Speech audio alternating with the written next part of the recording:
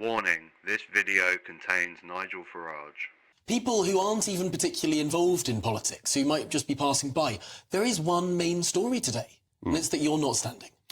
No, it should be Keir Starmer's speech this morning, but of course that is not memorable in any way at all. How self-absorbed is this guy?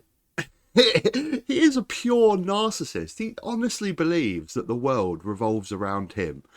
Everyone's talking about Nigel Farage. No, they're not. Nigel. Okay, what are the Reform Party polling on at the moment? Like 10%. They float around that 10% mark, don't they? Of people that actually give a toss about Nigel Farage. 10% of the country. The other 90% do not care about you, Nigel, and especially when it comes to the general election. I think most people are talking about Starmer and Sunak. They do not care about you, Nigel. This guy is a pure narcissist.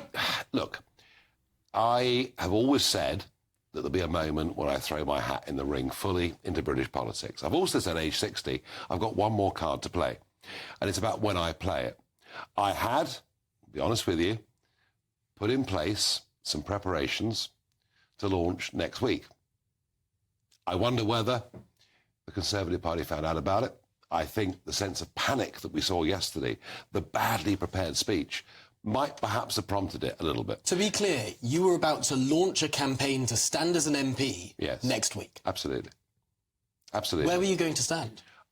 That wasn't certain. That wasn't certain. There were a variety of options that I could have gone for, but I was about to do it next week to say, look, I'm going to do this full on. However, that's the only thing that's changed.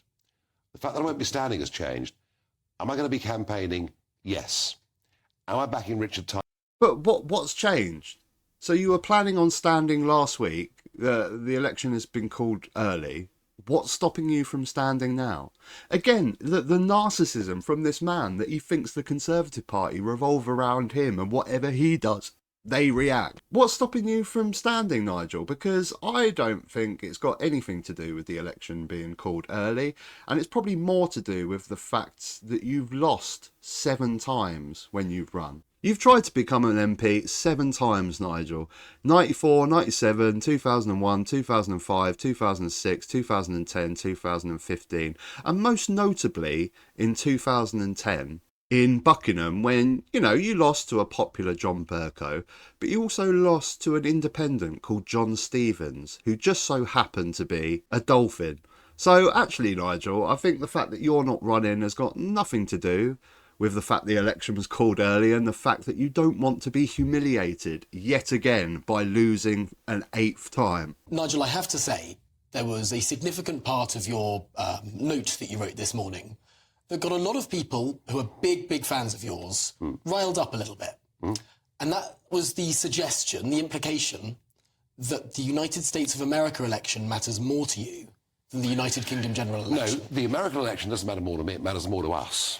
Matters more to the world. We are closer now than we've been at any point since the Cuban Missile Crisis to a serious global war. I mean, I agree with you, Nigel. The American election globally is definitely more important, especially with the war in Ukraine, Taiwan, China, things like that.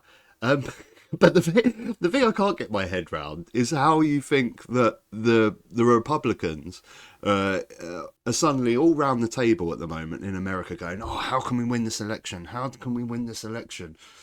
We need Nigel Farage.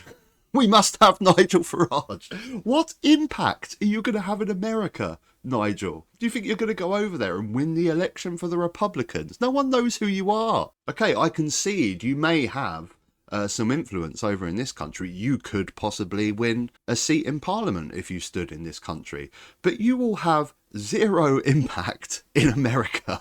No one cares about you in America, Nigel. You're now saying what happens in a different country matters more to this country than our own politics. World War III matters more to this country than who wins the next election. Yes, absolutely. No question about it. And a weak America, we saw the Biden withdrawal from Kabul.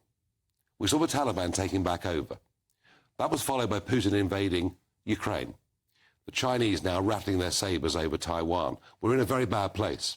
We have to recognize the leader of the Western world is America. Whether you like him or not, Donald Trump believes in peace through strength. That is good. That must be good for us. Again, you know, what he's saying is true. The American election is incredibly important. I mean, I'd be on the opposite end, that I think a Trump presidency would be absolutely disastrous for Europe.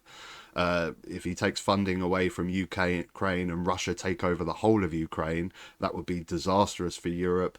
It's even more expensive in the long run. I mean, if Russia take over Ukraine, every single Western democracy will have to up their military spending by billions of pounds. You know, this argument that we're throwing money to Ukraine is just nonsense to me. In the end, we'd have to up our military spending more, of the implications of Russia taking over Ukraine and then putting their eye on Lithuania, Estonia. We'd have to up our military spending substantially. But again, it's just this thing. What are you going to do, Nigel? What influence are you going to have on the American election? None. Zero. No one knows you in America. No one cares about you in America. If Nigel Farage didn't have gbnews, no one would care about him. He'd be completely insignificant now, wouldn't he? He'd just be a nobody, which is what he is. But because he has this platform, he gets to spew his narcissist nonsense across the UK.